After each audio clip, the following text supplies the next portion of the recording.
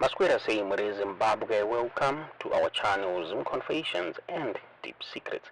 Kana kariki kutanga kukuya paneno channel, please don't forget to subscribe. Wanachungwa garo ka subscribe, but don't forget to comment and share this video. Nasi Mure Zimbabwe tabigira nyaka bulitswa ne Zim Morning Post. The Zim Morning Post iyo yakabuda ichitaura iyo ichitikufa kwa the late former president Robert Gabriel Mugabe. Kuka open a came of flames on his personal life muri Zimbabwe. Mshure mkunge zvakabuda kuti the late president Robert Mugabe angani secret life child uyo wa akaita naye nemukadzi waidana naye during the time ya aistada kugana muri Zimbabwe. Maziro ataita the late former president Robert Mugabe kuti angani mwana uyainzi namodzenyika uyo wakaita ne the late first wife yake Sally Mugabe. Then akazoita vamwe 3 ne his former the former first lady Grace Mugabe vanovayobona Robert Jr. na Belamai Chatunga.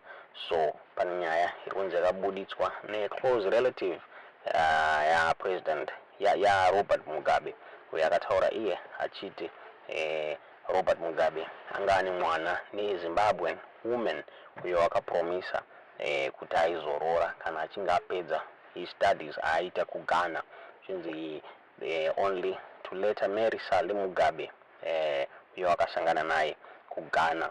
So relative irunzi akabuda chaya achiti Robert was in a relationship with a woman we only came to know as Gogo Mangube.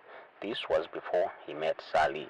As when Gogo Mangube fell pregnant, he promised to marry her. During that time, he traveled to Ghana, where he met Sally and married her. Frankly speaking, she was literally dumped. Gogo Mangube relocated to Canada with her daughter, Spiwe. They have been living there ever since. Spiwe now is a family of her own, and on Spiwe's wedding, Mugabe sent a gift through his late sister Sabina, but that gift was rejected by Gogo Mangube. Ndo zvakabuda chitaurwa ne one of my close relatives, the former president Robert Mugabe. Chinzi before vaenda ku Ghana, he had promised to marry Gogo Mangube. Ava murikuona vari apo. So zvirunzi they are based in Canada muri Zimbabwe. Zvakare Zimon Post yakabuda ichitaura iyo ichiti the Mugabe's Canada based family yakapia their last respect kuna Robert Mugabe pawakafa. Chinzi vakasenda a letter of condolence to the Mugabe family. Mugabe family spokesperson Leo Mugabe akabuda achitaura iye achiti he was unaware of Gogo Mangube. Akataura iye achiti they have received claims iwawa chinzi but havasi kuzomareceiva. Akabuda Leo Mugabe achiti we would not know what happened decades ago. We're getting a lot of people coming and saying I am Mugabe's child, my mother passed away and so forth, but as family we are not buying into all that. All these admissions should have been made when he was still alive. Those ones akataura na Leo Mugabe achiti information yaifana kubuditswa president Robert Mugabe pavanga vachiri vapenyu. Tisingazive kuti munoona sei nyaya iyi. So the picture amuri kuonayo ndo Gogo Mangube together na Spiwe and family muri Zimbabwe. Tisingazive kuti munoiona sei nyaya iyi. There is also another 46-year-old man uyo akabuda achiclaima to be the child of the late president of Zimbabwe Robert Mugabe. Uyo anonzi Tonderai Robert Mugabe. Uyo aitaura achiti he was born on April 20, 1977 anzi kuChimoyo Base kuMozambique during the second Chimrenga Liberation War. Tonderai akabuda achitaura achiti the late president havana kubvira acknowledge as his biological child, and because he was afraid to anger his wife. So zurikunzi Tonderai uyu was born to Yuda Maeka and the late founding president mugora 1977 kuchimoyo base kuMozambique.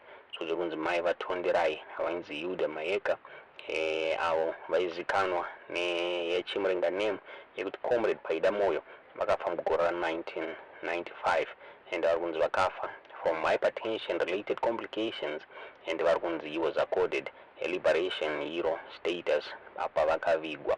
So zviri kunzi the late president's sister Bridget akaconfirm the existence yatonderai Gabriel before afa.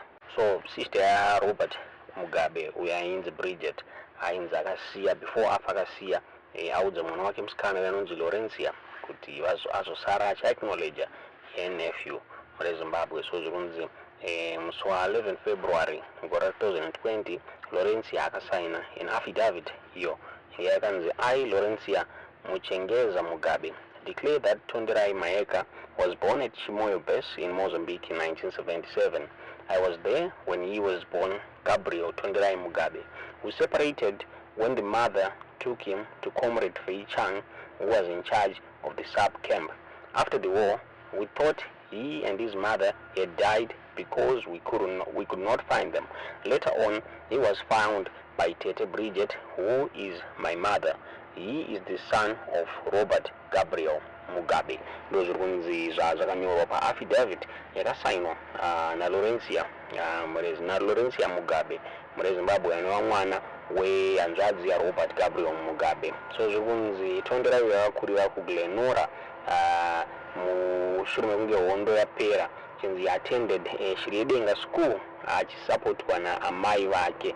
So zviri kunzi kubva pakafa amai vake, he was forced to find a way to finance his education since he turned to scrap metal trading achida kureiza mari yekuti aende kuchikoro. Akabuda achitaura nyaya yake achitaura achiti my mother was one of the first people to get into business after the war.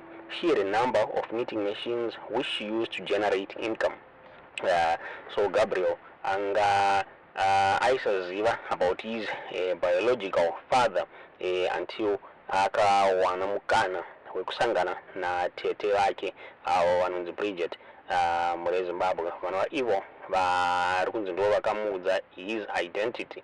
So akabuda achitaura achiti Tete Bridget then told me that his second child Laurencia went to war, and she shared some information about what happened there with Tete, adding that she is in constant conversation with her brother about that information. I was kept a secret because of fears that Amaisali Mugabe could be angry at the president. Information that I had gathered shows that he was going to be receptive, since she was unfortunate not to have children after Namudzinyika's passing. According to maternal grandfather vaTonderai Mayeka vakabuda vachitaura vachiti Tonderai's mother worked in one of offices in Mozambique. That is when she met Robert Mugabe.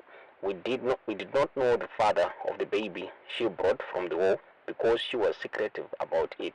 We only got to know about it when Tonderai met some senior party officials in Harare.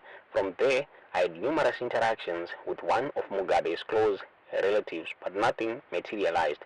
He always promised that he was going to talk to Mugabe about the issue, but he would get evasive each time I made follow-ups. We eventually kept quiet. Ndozviri kunzi zvakaitika mureZimbabwe tisingazive kuti munoiona sei nyaya iyi. Tiudzewo zvamuri kufunga pamusoro penyaya iyi mucomment section.